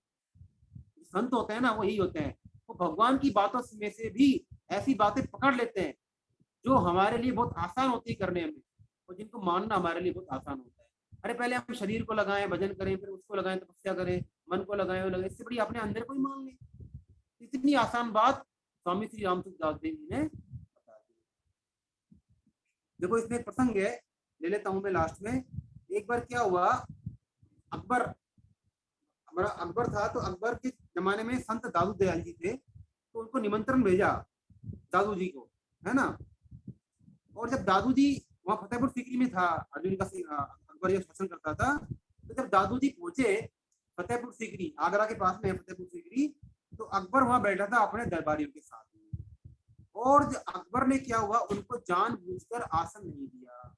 बहुत अच्छे संत थे दादू दयाल जी, लेकिन जानबूझकर आसन नहीं दिया है। और उनसे प्रश्न पूछे बहुत सारे, उनकी परीक्षा लेने के लिए प्रश्न पूछते हैं। क्या बोलते हैं कि खुदा की जात क्या है, उसका अंग क्या है, उसका रंग कैसा है, उसका वजूद कैसा है, इसका मुझे उत्तर चाहिए। अभी ये प्रश्न पूछे तो दादू जी तो बिल्कुल उनको कोई फर्क नहीं पड़ता, आसन दे या ना दे, हर जगह भगवान का दर्शन करने वाले हमारे दादू जी ऐसे ही थे। क्या बोलते हैं वो, इश्क खुदा की जात है, इश्क खुदा का रंग, इश्क खुदाई वजूद है, और इश्क खुदा का अंग। कि बस इश्क ही इश्क है सब जगह, प्यार ही प्यार है, प्रेम ही प्रेम है, मतलब सब कुछ वही खुदा है, वही रंग है, वही वजूद है, वही खुदा का अंग है, और कुछ है ही नहीं। जब ऐसा सुना, क्योंकि उनको तो हर जगह भगवान के दर्शन होते हैं, भगवान की लीलाओं में मगन रहते हैं दादू जी, तो अर्जुन उनके चरणों में गिर पड़ता है और सबसे श्रेष्ठ आसन उनको देता है। क्योंकि जो भगवान का जो भक्त रहेगा ना, वो तो आठों याम हमेशा बस वो तो हरि बोल हरि बोल हरि बोल हरि बोल हरि बोल हरि बोल हरि बोल हरि बोल। तो अपना भैया देखो बहुत अच्छा अध्याय था, आज ये पूरा होता है। नवा अध्याय। कोई किसी को शंका है, इसमें कुछ पूछना है, बात कहनी है तो निसंकोच होकर पूछे, चर्चा करनी है कोई बात पे, कोई दिक्कत नहीं है, है ना। आप हैंड रेज कर दे, मैं अनम्यूट कर दूंगा आपको, या मैं आपको सभी को कर देता हूँ अनम्यूट, कोई बात कहनी हो तो किसी को। एक मिनट, देखो सब लोग ये वीडियो ऑन नहीं करते हैं ना, हमको दर्शन नहीं हो पाते हैं सबके, ये बड़ी अच्छी बात नहीं है। विकास भार्गव जी हैं, ताराचंद जी पता नहीं क्यों नाराज रहते हैं। और